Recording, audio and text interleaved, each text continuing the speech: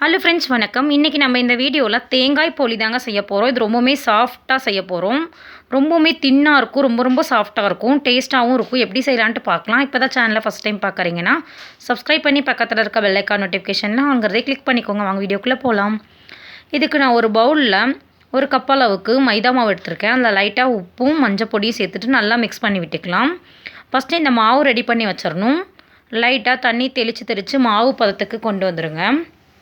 இந்த மாவு ரொம்பவுமே கெட்டியாக இருக்கக்கூடாது, கொஞ்சம் தளர்வாக தான் இருக்கணும். நார்மலாகவே மைதா மாவில் நம்ம செஞ்சோமா தளர்வாக தான் இருக்கும். அதை விடவே கொஞ்சம் தளர்வாக மாவு மிக்ஸ் பண்ணி வச்சுக்கோங்க. இது மேலே ஃபுல்லாக ஒரு 2 டேபிள் ஸ்பூன் போல் ஆயில் சேர்த்து இதை நல்லா ஊற வச்சுக்கலாம். இந்த மாவு ஊற தான் நம்மளுக்கு சாஃப்டான போலி கிடைக்கும். இது 1லேருந்து 2 மணி நேரம் வரைக்கும் இந்த மாவை ஊற வச்சுக்கலாம். இப்போ நம்ம பூரணம் ரெடி பண்ணிடலாம்.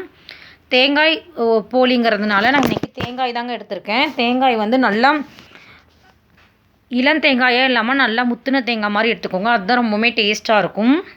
இதில் 2-3 ஏலக்காய் சேர்த்துட்டு ஒரு தடவை மிக்சியில் சேர்த்துட்டு நல்லா கொரகொரப்பாக அரைச்சிட்டு வந்துடலாம். துருவனதாக இருந்தாலும் ஒரு தடவை மிக்சி சேர்த்து அரைச்சிக்கோங்க.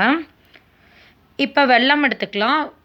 மண் இல்லாத வெல்லமாக எடுத்துக்கோங்க. அப்படி இருந்ததுன்னா வடிச்சுக்கோங்க.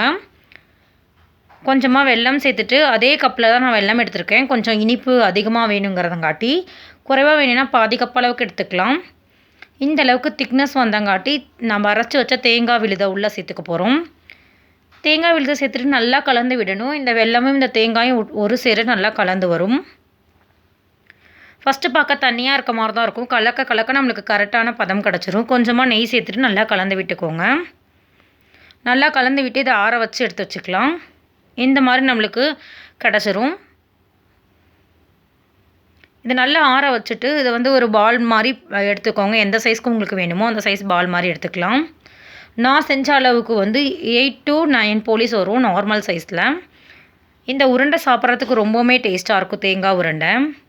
இப்போ நம்மளோட மாவு பாருங்கள் எவ்வளோ சாஃப்டாக ஊறி வந்திருக்கு.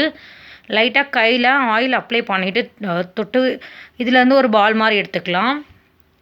கையில் ஆயில் அப்ளை பண்ணிவிட்டு எடுத்துக்கோங்க, இல்லைன்னா கொஞ்சம் ஒட்டுற மாதிரி இருக்கும். ஒரு பிளாஸ்டிக் கவர் அப்படி இல்லைன்னா அலுமினியம் ஃபாயில் கவர் இந்த மாதிரி ஒரு ஷீட் எடுத்துக்கோங்க. அதில் லைட்டாக எண்ணெய் தடவிக்கோங்க. நம்ம உருட்டி வச்ச தேங்காய் போலி அந்த பால் இதில் உள்ளே வச்சுக்கலாம். கையில் நல்லா ஸ்ப்ரெட் பண்ணி விடுங்க, உங்களுக்கு எந்த அளவுக்கு ஸ்ப்ரெட் பண்ண முடியுமோ. நான் இந்த அளவுக்கு ஒரு பால் எடுத்திருக்கேன். நார்மல் பூரி செய்கிற சைஸ்க்கு எடுத்திருக்கேன். இதை உள்ளே வச்சுக்கலாம்.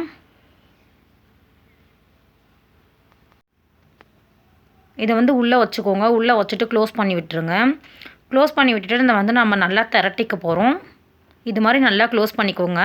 இது கையிலையும் நம்ம நல்லா தட்டிக்கலாம். அப்படி இல்லைன்னா இன்னொரு இதை வச்சு க்ளோஸ் பண்ணிவிட்டு இந்த கவர் வச்சு க்ளோஸ் பண்ணிவிட்டு பூரிக்கட்டை வச்சுட்டு ஒரே ஆங்கிளில் திரட்டிக்க போகிறோம். ஃபுல்லாகவே நல்லா திரட்டிக்கோங்க. ஒரே டைரெக்ஷனில் திரட்டணும்.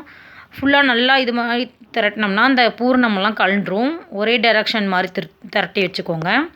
இதே போல் எல்லாம் திரட்டியாச்சு. இப்போ நம்ம சுட்டுறலாம். ஒரு கல் வச்சுருக்கேன். கல் ஹீட்டானதும் இது நம்ம நெய்யில் சுட்டாலும் ரொம்பவுமே நல்லாயிருக்கும். நான் இன்றைக்கி லைட்டாக ஆயில் ஸ்ப்ரெட் பண்ணிக்க போகிறேன். நல்லா பாருங்கள், சூப்பராக தின்னாக வந்திருக்கு. நல்லா புசுன்ட்டு எலும்பி வரும்.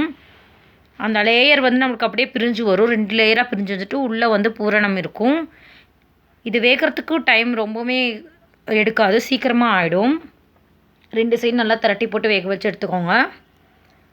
அவ்வளோதாங்க, சூப்பரான சுவையான டேஸ்ட்டான தேங்காய் போலி ரெடி. கண்டிப்பாக இந்த ரெசிபி உங்களுக்கு பிடிச்சிருக்குன்னு நினைக்கிறேன். இதே போல் நான் எல்லாமே எடுத்துக்கிட்டேன், எல்லாமே சுட்டு எடுத்து வச்சுக்கிட்டேன். ரொம்பவுமே தின்னாக டேஸ்ட்டாக இருக்கும். சாப்பிட்றதுக்கு ஒரு வாரம் குடைக்க வச்சுக்க சாப்பிட்லாம், அந்தளவுக்கு டேஸ்ட்டாக இருக்கும். இந்த வீடியோ பிடிச்சிருந்தா லைக், ஷேர், கமெண்ட் பண்ணிக்கோங்க. என்னோட மற்ற அப்டேட்டை செக் பண்ணிக்கோங்க. தேங்க்ஸ் ஃபார் வாட்சிங் திஸ் வீடியோ. இன்னொரு இன்ட்ரெஸ்டிங்கான வீடியோவில் பார்க்கலாம். Bye friends.